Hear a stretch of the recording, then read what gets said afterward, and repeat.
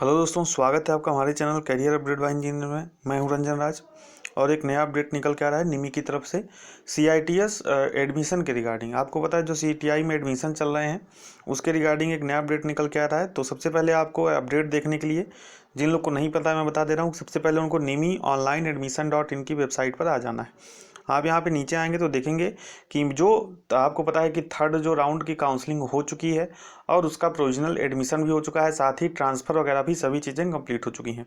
अब बात आती है मॉक राउंड और स्पॉट एडमिशन की। तो इसी के रिगार्डिंग निमी की तरफ से जो इंस्ट्रक्शन है, निर्देश हैं, वो जारी किए गए हैं। यहाँ पे आप देख सकते हैं मॉपअप राउंड ऑन 9/1/2020, यानी कि 8 तारीख को ये वीडियो बन रही है और 9 तारीख से आपका मॉपअप राउंड शुरू हो रहा है।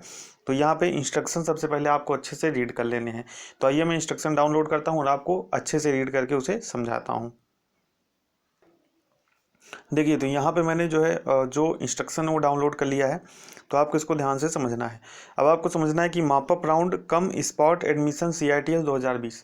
तो देखिए, जो मॉपअप राउंड और स्पॉट एडमिशन है दोनों अलग अलग चीज़ें हैं। तो सबसे पहले यहाँ पे जो इंस्ट्रक्शन है इसको ध्यान से मैं आपको पढ़ के बता देता हूँ।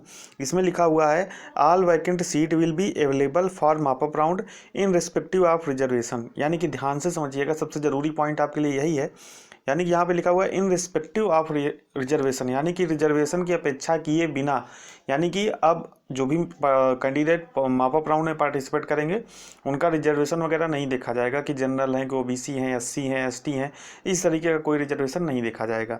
यानी कि इन रिस्पेक्टिव ऑफ रिजर्वेशन, बिना रिजर्वेशन की अपेक्षा किए जिस प्रकार से मेरिट रहेगी उस हिसाब से आपका एडमिशन हो जाएगा।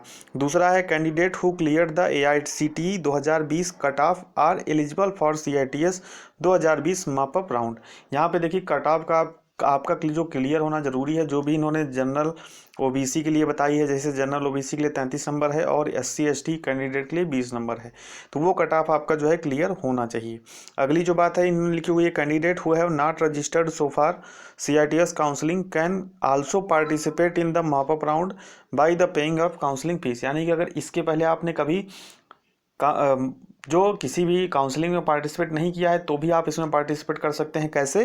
काउंसलिंग फीस का पेमेंट करके।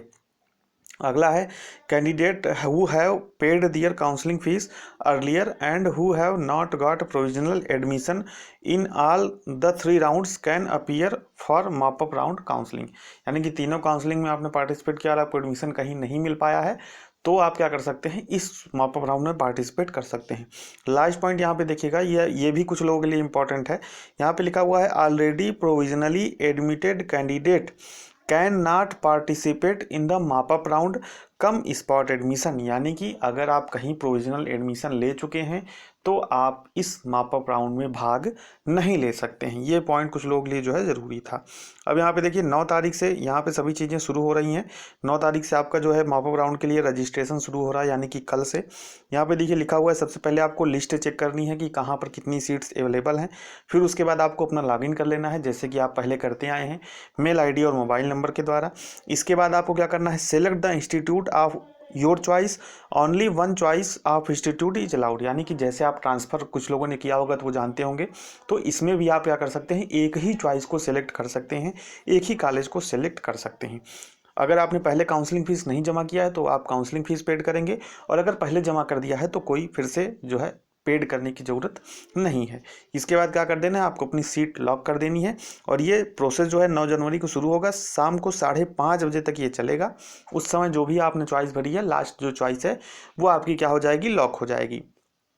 अब इसके बाद rank allotted as per AICTE marks scored. यानी कि आपको जो पॉसिबल रैंक दिखाएगा आपका कि आपका उस इंस्टीट्यूट में कितनी संभावना है मिलने की। ठीक है, यानी कि उस इंस्टीट्यूट में सीट मिलने की कितनी संभावना है, और जितनी मेरिट के हिसाब से, रैंक के हिसाब से आपको क्या कर दिया जाएगा, सीट अलॉट कर दिया जाएगा।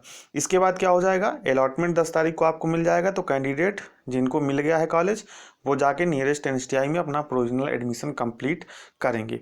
अब हम लोग बात करते हैं स्पॉट एडमिशन की। तो स्पॉट एडमिशन में क्या होगा, for all vacant seats beyond mop up. Mop up के बाद क्या होगा, स्पॉट एडमिशन होगा। Vacant seat will be displayed in the portal.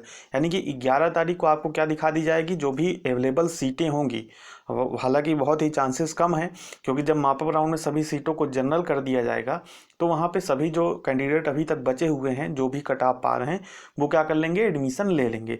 तो सीटें बचने की संभावना बहुत ही कम है, लेकिन फिर भी यहाँ पे दिया हुआ है कि any eligible candidate can go the concern institute and get his admission for available seats on the first come first service base. यानी कि मॉपअप राउंड होने के बाद जो सीटें बचेंगी वो कहाँ डिस्प्ले होंगी, 11 तारीख को नीमी की वेबसाइट पर दिखाई देंगी। तो वहाँ पे क्या करते हैं, आप देख लेंगे किस कॉलेज में आपको एडमिशन लेना है, यहाँ पे भाई 1-2 सीट बची हुई कि नहीं, तो आप वहाँ पे जाके एडमिशन ले सकते हैं डायरेक्ट।